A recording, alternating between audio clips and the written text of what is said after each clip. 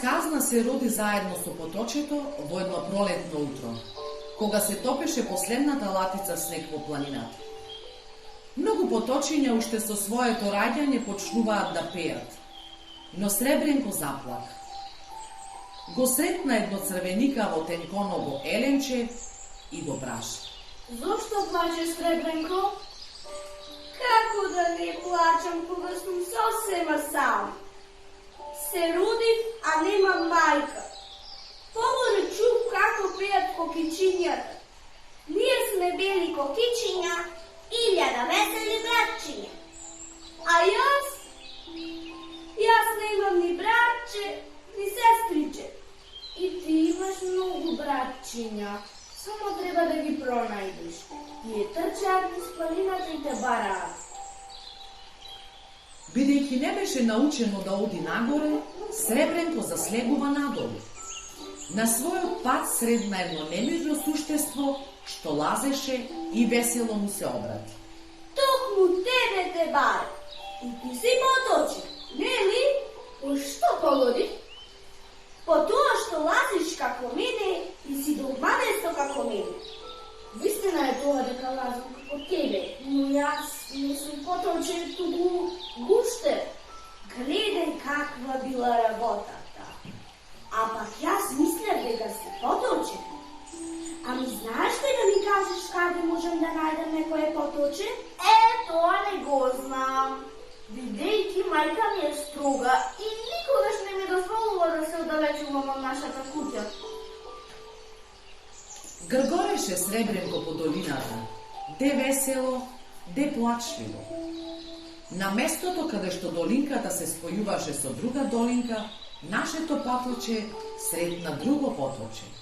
Тоа беше бистро, брзо, бисерно и ги имаше сите квалитети што почнуваат со буквата Б. Се викаше Бисерко. Кога се сретнаа двете братчиња, се бакнаа и братски се прегрнаа. И сакал да ја најдеме мајка. Ти не знаеш ли каде е? На многу минен го поставив истото прашање, ама никој не знаеше да ми каже. Го чу ќосот нивното дрдорење и им се подсмевна. Пријатели мои, вие сте го обрале постанот. Сега ќе дојде големиот црн бивол на воденичарот и ќе ве голтне. Ете ти нова неволја. Ами сега, што да прават? Вистина ли ќе не голтне големиот црн бивол на воденичарот?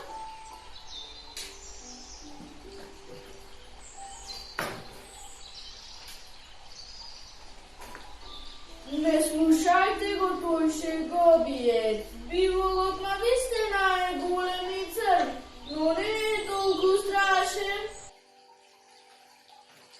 Колку што одеа понадолу, на двете поточиња им се придружуваа и други нивни братчиња и се слеваа во едно. И гледај, сега стана само еден поток.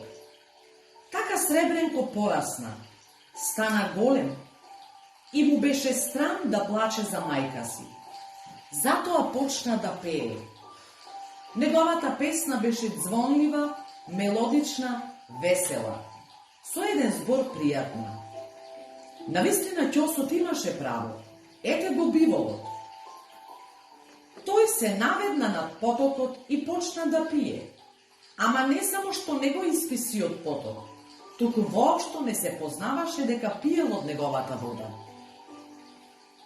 Ти, црн биволе, што пиеш од мојата вода? Дали знаеш која е мајка ми и каде е сега? Како да не знам? Твојата мајка се вика Река. Таа е долу под врвите во полето. Ние сме дури некакви пријатели. Преку лето јас се капам горе. И Сребренко уште повесело забрза надолу. Набргу дојде до воденицата, го заврти такалото, ги остави камењата да мелат и јурна натаму. Кога минуваше низ градините, имаше што да види. Дрвјата закитени со малечки бели и розови шамивчиња нежно му мафтаа. Во леите растеа зелени салати, лук, кромит, макдоност и жедно го очекуваа да ги напои, да ги освежи. Пред влезот и на излезот од селото го чекаа децата. Во неговата вода тие пуштаа безброј книжни бродови и им посакуваа среќно патување во непознатите земји. А Сребренко течеше натаму. Течеше и пееше. Пееше и носеше многу детски желби и пораки. Наскоро во него се втурнаа цели јата шатки. Запливаа заедно со него и си ги миеа пердувите, се превртуваа во водата нуркаа. Сега Сребренко не беше веќе сам и поради тоа беше многу задоволен. Кога далеку зад него останаа црвените покриви на селските куќи, пред него се покажа ред врби, а под врбите широка сина вода. Аха! Ова е мајка ми! Ова е реката! Кога дојде до неа, беше толку изморен, што веќе не можеше ни да зборува. Доплива до незиниот широк плут, легна тука и веднаш заспа. А реката, како сите добри мајки, нежно го лулаше своето чедо, заедно со неговите играчки, книжни бродови и патуваше кон непознатите далечини на широкиот бел свет под капата на небото.